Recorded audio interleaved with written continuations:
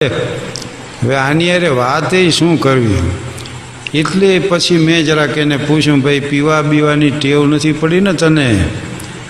તો મને કે શौक पीने का कोई ज़्यादा न था, तर्क तौबा का कोई इरादा न था, मुझ पर इल्ज़ाम न रख मैं शराबी नहीं, कोई नज़रों से पिलाए तो मैं क्या करूं। અને પછી કીધું હવે પણ મને ચિંતા એ છે કે તારું શું થાય છે?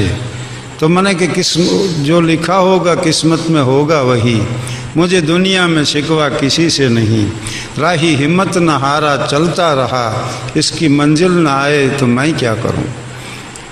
પણ પછી તો મેં પૂછવાનું જ બંધ કર્યું. મેં કહ્યું આમાં ક્યાં પૂછ્યા જેવું છે કાંઈ? ત્યાં એણે મને સામેથી પૂછ્યું, મને કે કાકા આકાશમાં આટલા બધા સિતારાઓ કેમ છે એની તમને ખબર છે? મેં કીધું મને આપણા કુટુંબના લેણિયા જ કેટલા છે એ ખબર છે, આવી કાંઈ ખબર નથી, એ તને વધુ ખબર હોય.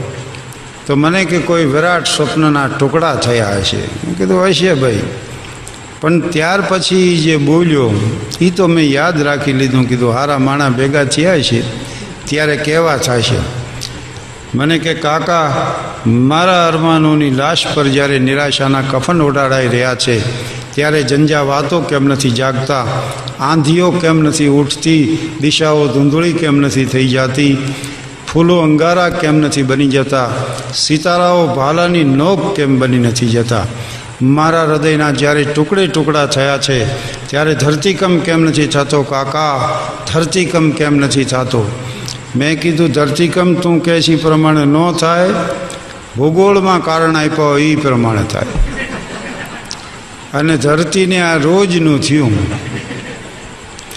પણ આ એક અવસ્થા જીવનની, અને એ અવસ્થા પછી લગ્ન થાય, એ લગ્ન જીવન શરૂઆત એની થાય. પણ અમે મિત્રો બધાની વાત કરું તો આ હું ને નટુ ને વનેચર ને રતિલાલ ને થોબળ ને સુલેમાન ને શશિકાંત ને વજુભા ને ચંદુ ને, અમે 1954 વર્ષ એ થાનગઢની મ્યુનિસિપલ હાઈસ્કૂલ, અને એમાં SSCનો ક્લાસ નહોતો એટલે અમે બધા મિત્રો જુદા પડ્યા. પણ જુદા પડ્યાથી એટલા બધા ગંભીર થઈ ગયા, કારણ કે પહેલા ધોરણથી તે ઠેઠ 6 સુધી હારે ભણેલા, 4 ગુજરાતી ને 6 અંગ્રેજી ને 7 મેં મેટ્રિક ને એમ હતું. ત્યારે તે આટલા વર્ષ સાથે રહેલા ને બહુ ગંભીર થઈ ગયા. બધાય ભેગા થયા કે હવે કોક દી મળશું, નહીં મળી, કોઈ ક્યાંય જાય છે ક્યાંય જાય છે. જોકે કોઈ ક્યાંય ગયા નથી, લગભગ ગામમાં જ છીએ બધા. પણ અમે નક્કી કર્યું કે રામનવમીની છેલ્લે એક પાર્ટી કરી લઈ. હવે તે દી લાડુ દાળ ભાત શાકની પાર્ટી 3 રૂપિયામાં થતી. હો, આ જુવાનીયા બેઠા એને અત્યારે બહુ નવી લાગશે, પણ 3 જ રૂપિયામાં આટલું થઈ શકતું. પણ 3 રૂપિયા પાસે નહોતા, બોલો. તે માંડ માંડ મેળ કરીને અમે નક્કી તો કર્યું. નવલરામ અમારા એક મિત્ર, એ કે હું તમને મફત રાંધી દઈશ, રસોઈયા તરીકે મને લઈ જાઓ. પણ કોક નવલરામની તપાસ કરીએ કે આ લાડવા 9 ખાય છે, જે કરો એ સમજીને કરજો. એટલે પાછી અમારી મીટિંગ મળી. નટુ કે એ જો 9 લાડવા ખાશે તો આપણે શું ખાઈશું? એટલે અમે લાડવાનું જ કેન્સલ કર્યું. બોલ, આના દખે હો, નવલરામની ખાજે રાડ હતી. એટલે હમણાં એક પટેલે જમાડ્યો મને બહુ સારી રીતે, ખૂબ આગ્રહ કરી ગઈ. પછી મને કીધું તમે કહેવાઓ માસ્તર, પણ લોકવણ જેટલું ખાઈ ગયા. એટલે અમે લાડુનું તો કેન્સલ કર્યું ને રસ પૂરીનું નક્કી કર્યું કે પૂરીને શાક બનાવી લઈ, કેરીનો રસ કાઢી તે કેરી ખરીદવા નીકળ્યા કોથરા લઈને. કેરી તો ઘણી સારી હોય, પણ ભાવ વધુ હોય ને એટલે અમે એક 2 ચાખી અને કહી દઈ કે ખાટી છે. પછી અમારી સ્થિતિને અનુરૂપ અમે કેરી ખરીદી. પણ એક તો બેકારીમાં પાર્ટી કરેલી, માંડ માંડ મેળ પડેલો. 4 જણા રસ કાઢવા બેઠા, જેના હાથમાં ગોટલો આવે એવો મથે એનો ગોટલો ચડી જાય ત્યાં બીજાને આપે. તે 4 જણા પાસેથી ગોટલો ફરે ને ત્યાં તો મુંડેલ જોગી જેવો કરી નાખ્યો. આટલું કર્યા પછી કોક વળી કે હવે આ ગોટલાને પાણીથી ધોવો અને એનો પછી ફજેતો કરો. અરે પણ મેં કીધું આ થયો એ ક્યાં ઓછો છે, કે હજી આનો ફજેતો કરવો છે. પણ પછી અમારે વનેચરના હયામાં કરુણાની સરવાણી ફૂટી. એ કે હવે રવા દો અને ગાયોને નાખી દો બસ, ભલે બચારી ધરાતી. હા, ગાયો ગોટલા કેદી ખાશે. એટલે અમે વળી હુંડલામાં ગોટલા ભર્યા ને બધાએ હુંડલાને હાથ અડાડ્યા. પૂંજ મળે ને હરખું. ઓલા એક જણો નાખ્યા હોય તો તેના ખાતે જ જમા થાય. એટલે બધા વળી આમ હાથ અડાડીને ગયા ને ગાયો પાસે ગોટલા નાખ્યા.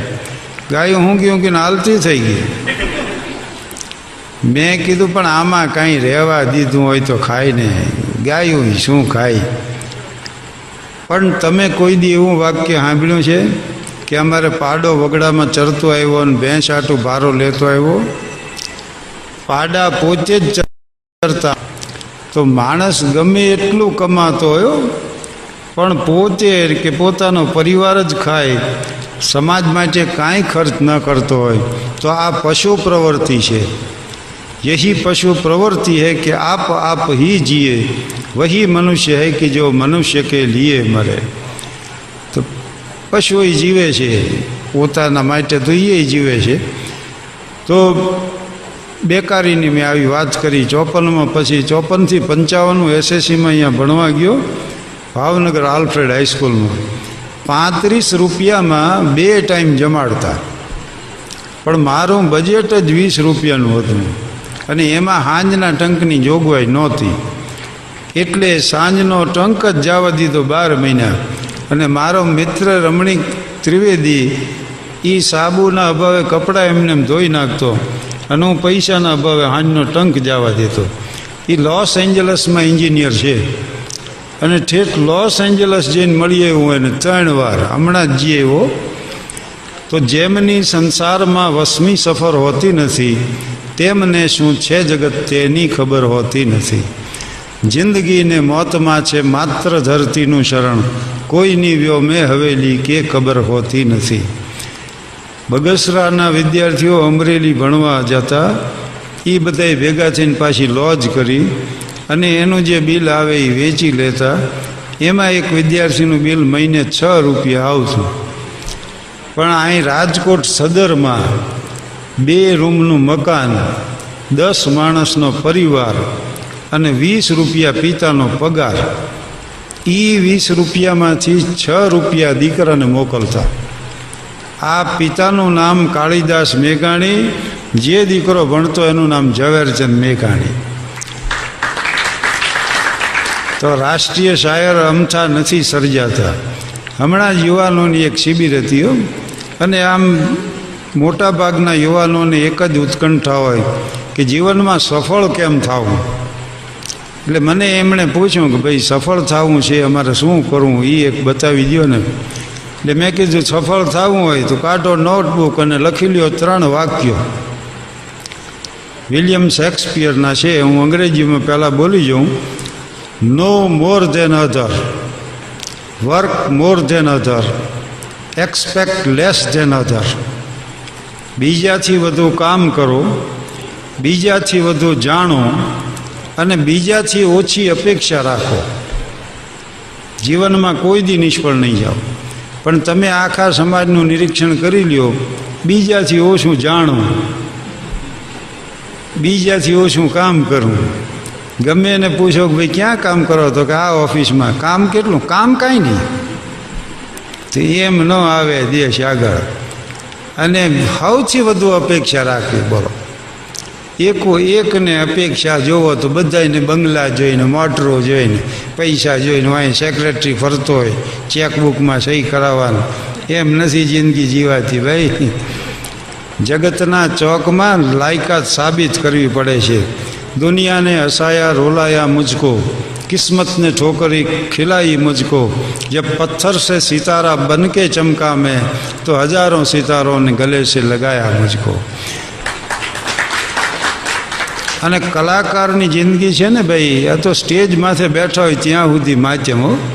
બાકી તો સ્ટેશન જઈને બેઠા હોય, 3-4 વાઘરી પડકે બેઠા હોય, દાંતરની હોટીઓ લઈને 2-4 બાવા દ્વારકાની જાત્રાએ જતા હોય, એ ગોઠવાણા હોય, હાંધાવાળા હોય, છાપાવાળા, ઓલા ચા પાણીવાળા બેઠા હોય કીટલી લઈને, એની વાંહે અમે બેઠા હોય એની પાસે. એમાં આપણો માભો રહે. તે અમદાવાદ ટાઉન હોલમાં કાર્યક્રમ આપ્યો, 2:10 સૌરાષ્ટ્ર જનતા અહીંયાથી ઉપડે છે. હું આવીને સ્ટેશને બેઠો અને મારી પડકે બેઠા જ બે. અમે વર્ણ્યું એવું જ ઓડિયન્સ હો. બાવા 2-4 બેઠા હતા. એ મને સમજાવતા હતા પરબને, સત્તાધારને, તુલસી શ્યામને, બાણેજને, કનકાઈને કઈ કઈ જગ્યામાં શું શું ખાવા દે ને કેટલા દી રોકાવા, એની મને માહિતી આપતા. એને એમ કે આને કોઈક દી કામ આવશે. હવે એ એમ હું સાંભળતો હતો બધું. આ જગતના પ્રવાહમાં તણાઈ ગયા સિવાય જો એનું તટસ્થતાપૂર્વક નિરીક્ષણ કરવામાં આવે તો એના જેવો બીજો આનંદ નથી કયો. મારી પડખે એક જણો બેઠો છે. એ મને કે તમે શું કરો છો? મેં કીધું હું પ્રોગ્રામ આપું છું. મને કે એ બધું છોડી દો અને યોગ માથે ચડી જાઓ, જેમ લીમડે ચડવું હોય. તે હું તો ફેર્યો એની કરું. મેં કીધું ભાઈ સમજાવો મને. એટલે મને કે આમ પદ્માસન વાળીને બેસવું અને ત્યાર પછી ઈંગળા પીંગળા ને સુષુમણા. મેં કીધું આ રાજાની કોઈ 3 રાણીઓ છે? અરે મને કે નાળીઓ છે. આ સુષુમણા હલાવવાનો આપણે પ્રયાસ કરવાનો.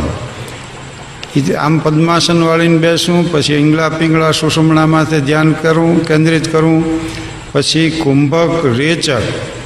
હવે રેચક આવ્યું ને ત્યાં એક પેસેન્જર દૂર બેઠો તો એ આવ્યો. એ કે જૂની કબજિયાત તૂટી જાય. બોલો કે આ તો શ્વાસોશ્વાસની પ્રક્રિયા છે, સમજણ પડે નહીં, નકામા કે વચમાં દખલ કરો છો. એટલે મને કુંભક રેચકનું સમજાયું. અને પછી કે યમ નિયમ આસન ધ્યાન ધારણા ઉપાસના પ્રાણાયામ અને 2 હું ભૂલી ગયો છું, પણ કે એની કાંઈ જરૂર નથી. એટલે આમ કે પદ્માસન વાળીને બેસવું ને બ્રહ્મરંધ્રમાં ચિત્તને સ્વસ્થ રાખી અને પ્રાણાયામ શરૂ કરવો, મૂલાધારથી સહસ્ત્રાધાર સુધી જીવને લઈ જાઓ. આ હું કેટલુંય બોલ કરીને સમજાવ્યું એનો. મેં તો છેલ્લે એને એટલું જ પૂછ્યું. મેં કીધું ભાઈ તમે આ બધું કર્યું છે? તો કે ના આ તો હું તમને કહું છું. એટલે આ જીવ ક્યાંક ગોટે ચડી જાય છે. માણસ જો એટલું જ જીવનમાં નક્કી કરે કે જે વાતનો આપણે અનુભવ ન હોય ને એ વાત બીજા ન કહેવી, 60% વાત બંધ થઈ જાય છે. બોલો. However great your knowledge may be, if it has no experience, it has no meaning at all. પછી મેં એને વાત કરી. મેં કે જો ભાઈ મારો મિત્ર છે મથુર. હવે મથુર એ પાત્ર છે અમારા ગામમાં. આવા કોઈક સમારંભમાં આવવું હોય ને તો મથુર વળી એની પત્નીને પૂછે તે સાંભળ્યો કયો પાટલું પહેરીને પ્રોગ્રામમાં જવું? ત્યાં વળી રખોડામાંથી જવાબ આપે કે બીડીયું પહેરો, મારા બાપુજી અપાયું. લેલ્યા તારે 3 જ પાટલું રોકડા, એમાં એક તે પહેર્યું હોય છે, એક ધોવામાં હોય, એક જ વાંહે વધે છે. તું પહેરીને હાલતો થતો હતો. મને કે એને એમ થાય ને કે મારા કીધામાં છે. આ મથુર ને વળી એનો દીકરો દામોદર ને મથુરે વળી દામોદરને કીધું કે લાવ તારો પ્રગતિપત્રક, તારો અભ્યાસ કેમ હાલે છે એના કારણો મારે જાણો, અભ્યાસ કેવો ચાલે છે એ મારે જાણો. તે ઓલે પ્રગતિપત્રક આપ્યું ને તાણે વાંચ્યું. અંગ્રેજીમાં 9 માર્ક, ગુજરાતીમાં 7 ને ભૂગોળમાં 11 ને વિજ્ઞાનમાં 21 ને આટલા બધા નબળા માર્ક, પણ છેલ્લે વાંચ્યું R.S. ઓઝાની સહી હતી. એટલે કે R.S. ઓઝા અમને ભણાવતા હાજી જીવે છે. બોલો કે બાપા એ તમારું જ છે.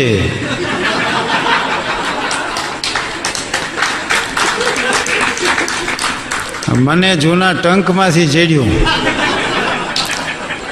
કે મૂકી દે પાછું, ખબરદાર એમ ખાંખા ખોળા કર્યા છે તો. અને તારા નબળા અભ્યાસના કારણો તો મારે જાણવા જ છે. તો ઓલો કે અમારા સાહેબ એમ કહેતા હતા કે એના કારણો વંશ પરંપરાગત હોય. આ મથુર વળી એકવાર એની પત્નીને લઈને ડેન્ટિસ્ટ પાસે ગયો. તે ડેન્ટિસ્ટને કે જો સાહેબ આગલો દાંત પાડવાનો નથી, ઈથરનો સ્પ્રે કરવો નથી, ઇન્જેક્શન મારવું, આમ કે પકડમાં પકડીને ખેંચી નાખું. ડૉક્ટર કે આટલા વર્ષથી હું કરું છું પ્રેક્ટિસ, પણ તમારા જેવો મરદ દર્દી નથી ભાળ્યો. બોલો કયો દાંત પાડવાનો છે? તે મથુર ખસી ગયો.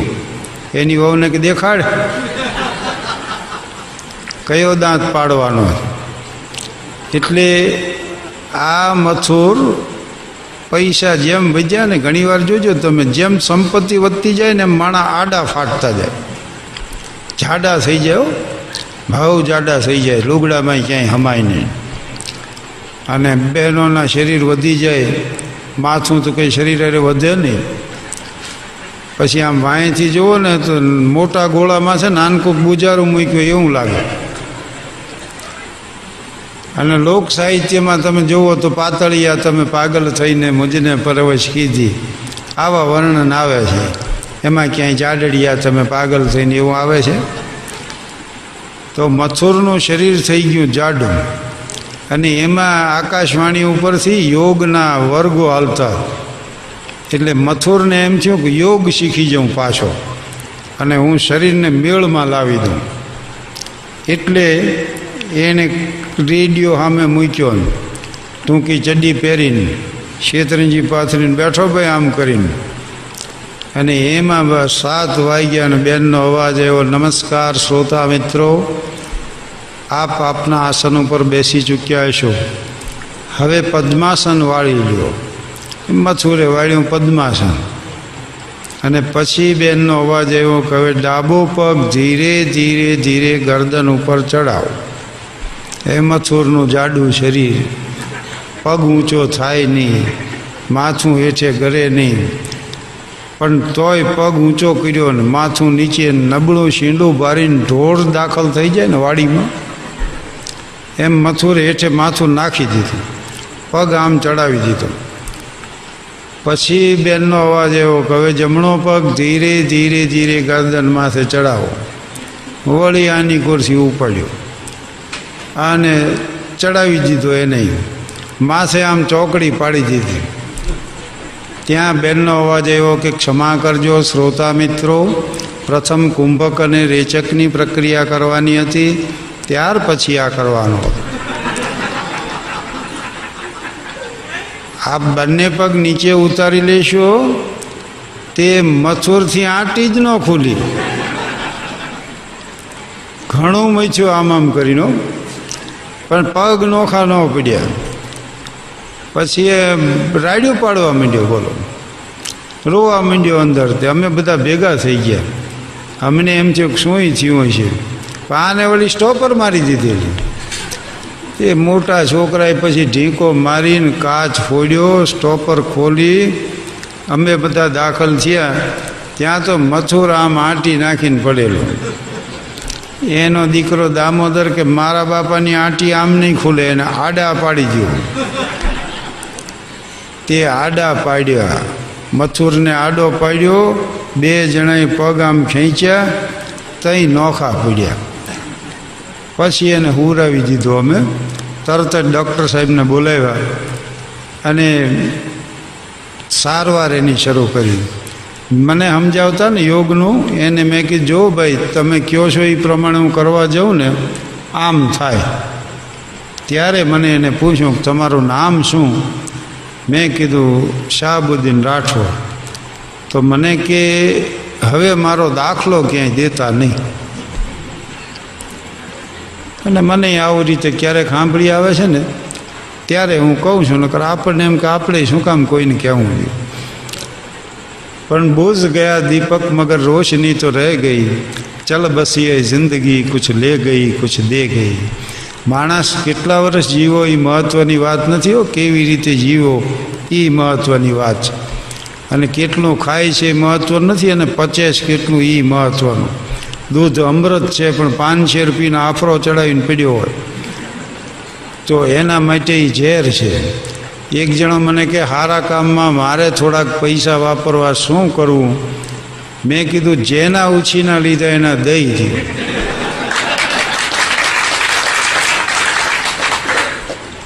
આનાથી એકેય સારું કામ નથી. અને આમેય તમે જુઓ તો સાચી વાત છે, નૈતિક રીતે ધાર્મિક રીતે જેનો વ્યવહાર શુદ્ધ ને એનો ધર્મ વિશુદ્ધ. પીપા પાપન કીજીએ પુણ્ય કિયા 100 બાર, જો કિસી સે ના લિયા તો દિયા 100 બાર. અને એક જણો વળી મને કે મારે સમાજ સેવા કરવી, શું કરવું? કે નડોમાં. કોઈને નડવાનું બંધ કરો ને તો સમાજ સેવા જ છે. અને ઊંડી વાત એ છે કે તમે પોતે તમારી જાતને નડવાનું બંધ કરો. આ જગતમાં માણસ પોતે પોતાને નડતો હોય છે એટલું કોઈ નથી નડતા હો બીજા. આપણે જ આપણી જાતને નડી છીએ. જીસસ ક્રાઇસ્ટે કીધું છે ને કે લવ થાય નેબર એઝ થાય self, but do you love your self? એમાં પહેલી વાત એ છે કે તમે તમારી જાતને ચાહો છો, અને તમારી જાતને ચાહતા હોતા વ્યસનોમાં, આ વિલાસમાં, મોજ શોખમાં, ભોગ વિલાસમાં જીવનનો નાશ ના કરો. તો એટલા માટે પહેલો તો પોતે પોતાની જાતને ચાહી શકતો હોય ને એ બીજાને ચાહી શકે. અને where there is love there is no problem. પતિ બહારથી આવ્યો ને પત્નીની આંખમાં આંસુ ભાળ્યા ને તાજા પરણેલા કોને તો કાંઈક થઈ પડ્યું. પ્રિય તારી આંખમાં આંસુ શું થયું? તો કે મેં તમારા પાટલુનને ઇસ્ત્રી કરી. અરે પણ શું જરૂર હતી કે આટલા બધા નોકર ચાકરો છે? તો કે તમે આવો ત્યારે હું એમ કહી શકું કે મેં તમારા પાટલુનને ઇસ્ત્રી કરી. તો કે ભલે કરી. તો કે ઇસ્ત્રી પાટલુન ઉપર પડી રહી ને તો પાટલુન બળી ગયું. બોલો કે કાંઈ વાંધો નહીં, મારી પાસે કોટ એક જ છે પણ પેન્ટ પહેલેથી 2 સીવડાવ્યા. તો એની પત્ની કહી તો મને ખબર છે, બીજામાંથી મેં થીગડું કાપી આને રફોઈ કરી નાખ્યો.